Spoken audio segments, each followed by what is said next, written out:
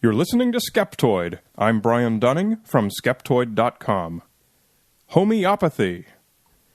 Today we're going to take a tiny sugar pill infused with specially charged water and cure our ills in a novel way. For today's topic is homeopathy, one of my favorite of the many popular alternative medicine systems. Homeopathy has a large following, but I suspect that a large number of its customers don't really understand what it is.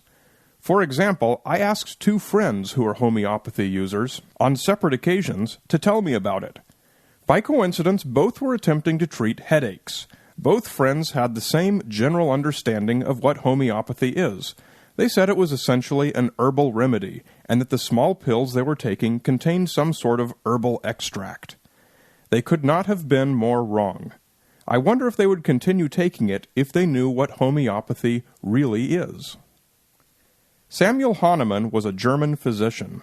In the late 1700s, all medical conditions were believed to be caused by an imbalance in the four basic bodily humors: blood, phlegm, black bile, and yellow bile. Conventional medical practice was to attempt to equalize these humors by such practices as bloodletting, purging, or leeching.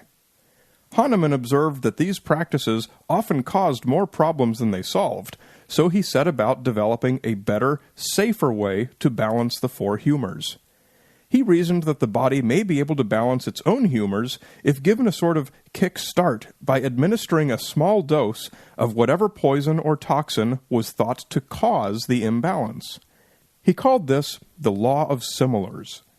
The obvious problem was that administering poisons and toxins would kill the patient, so he devised a system of massively diluting the ingredients with water. Hahnemann claimed that greater dilutions had greater effect in balancing bodily humors, and he called this the law of infinitesimals. His dilutions were as high as 1 part in 10 to the 30th power. This proportion is vastly larger than 1 grain of sand in all the deserts and all the beaches and oceans on the earth.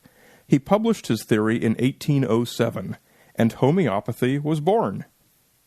And then Hahnemann did a very subtle, a very clever little thing. He made up a word. The word he invented is allopathy. Allopathy is Hahnemann's name for all evidence-based medical sciences. That's right, every medical discipline you've ever heard of, including internal medicine, oncology, neurology, cardiology, psychiatry, pathology, surgery, infectious disease, hematology, geriatrics, gastroenterology, ophthalmology, radiology, orthopedics, nephrology, urology, pharmacology, emergency medicine, and critical care. They're all simply allopathy. Allopathy is only one word, so it's no better than homeopathy. They're equals. You have the musings of one guy 200 years ago on one hand, and on the other, you have everything medical science has taught hundreds of thousands of researchers since then. Homeopathy versus allopathy. It's nice to be able to conveniently dismiss so much with just one word. This makes it possible to offer the innocent patient door A or door B. Knowing nothing further about either choice beyond its one-word name, the innocent victim will probably take whichever the practitioner advises. Homeopathy shares one very important component with most other alternative medicine systems. It was developed a long time ago by one man, during a time when almost nothing useful or true was known about medicine, and it is rigidly required to stay frozen in time with the same original ancient worldview. Homeopathy, like other alternative medicine systems, does not, cannot, must not grow, evolve, or improve as we learn more about the human body. If it did adapt to new knowledge, it would cease to be homeopathy and would be something different. This ability to include and adapt to new knowledge is the central strength of modern medicine. When we learn new things about the body, when we find a better way to treat a condition, we adapt. We publish the results and we train doctors on the new techniques. Every day, the knowledge base that modern medicine is built upon grows. The collective experience of researchers and doctors grows. But for homeopathy and other alternative medicine systems, the knowledge base stays frozen in 1807. AIDS drugs, for example, are so much better now than they were just 10 years ago, and 10 years from now, they'll be even better. There may even be a cure. But with homeopathy, AIDS is treated the same way that any unknown illness was treated in 1807, with a vial of water, possibly containing a few molecules of some compound that are hoped might stimulate a balance of bodily humors. Dilutions of homeopathic products that are sold today usually range from 6x to 30x. This is homeopathy's system for measuring the dilution, and it doesn't mean 1 part in 6 or 1 part in 30. X represents the Roman numeral 10. A 6x dilution means 1 part in 10 to the 6th power, or 1 in 1 million. A 30x dilution means 1 part in 10 to the 30th power, or 1 followed by 30 zeros. A few products are even marketed using the C scale, Roman numeral 100. 30C is 100 to the 30th power. That's a staggering number. It's 1 followed by 60 zeros, about the number of atoms in our galaxy. In 1807, they knew more about mathematics and chemistry than they did about medicine, and it was known that there is a maximum dilution possible in chemistry. Some decades later, it was learned that this proportion is related to Avogadro's constant, about 6 times 10 to the 23rd power. Beyond this limit, where many of Hahnemann's dilutions lay, they are in fact no longer dilutions, but are chemically considered to be pure water. So Hahnemann designed a workaround. Hahnemann thought that if a solution was agitated enough, the water would retain a spiritual imprint of the original substance, and could then be diluted without limit. The water is often added to sugar pills for remedies designed to be taken in a pill form. So when you buy homeopathic pills sold today, you're actually buying sugar, water, or alcohol that's channeling, for lack of a better term, some described substance. The substance itself no longer remains, except for a few millionth part molecules in the lowest dilutions.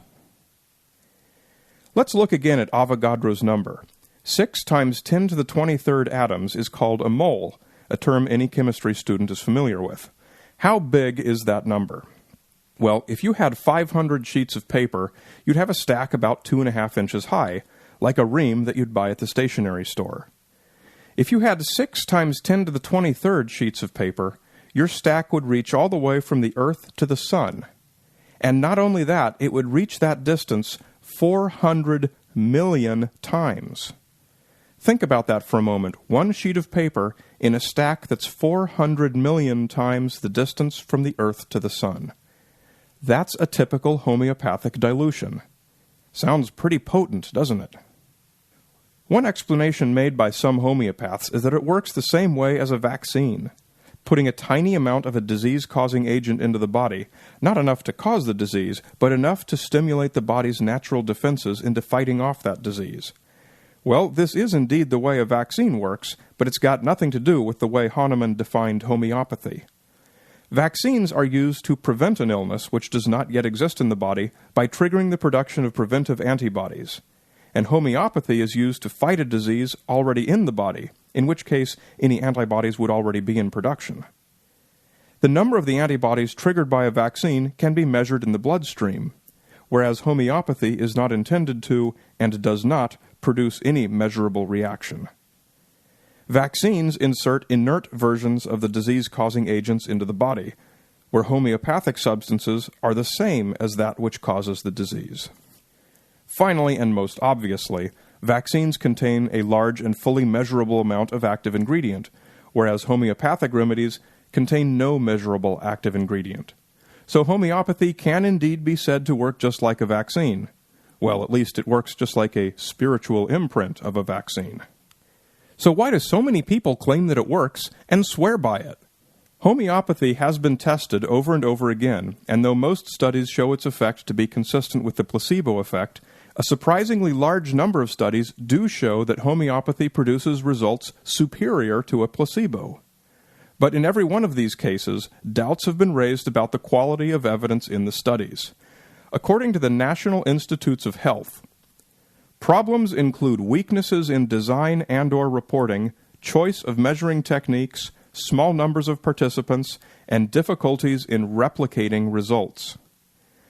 A favorite study of homeopaths is that of the British Medical Journal in 1991, a meta-analysis of 107 controlled trials over a 25-year period. The majority of the studies did show some positive results. And homeopaths stopped there. They stopped short of the journal's final conclusion, which was, at the moment the evidence of clinical trials is positive, but not sufficient to draw definitive conclusions because most of the trials are of low methodological quality and because of the unknown role of publication bias. If you need the term publication bias translated, it means that the studies showing positive results were conducted and or published by the homeopathy industry. The British Medical Journal went on to say, "This indicates that there is a legitimate case for further evaluation of homeopathy, but only by means of well-performed trials."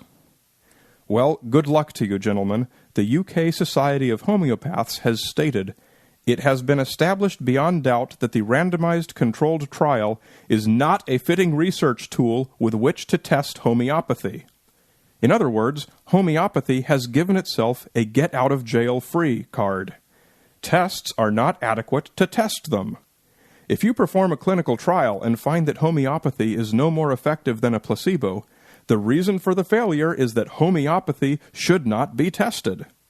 Claimed immunity from scientific scrutiny should stand out as a huge red flag. When you hear anyone defend their claim by stating that its effect cannot be detected through testing, be skeptical. The upside of homeopathy is that it's not going to hurt anyone, since it lacks any measurable active ingredients. And when treating conditions that are not life-threatening, like headaches or fatigue, there's no harm done. There is massive harm done when practitioners or store owners recommend homeopathy as a replacement for real medical treatment when a serious illness exists. Be vigilant and protect the health of your family, your friends, and yourself. You're listening to Skeptoid. I'm Brian Dunning from Skeptoid.com.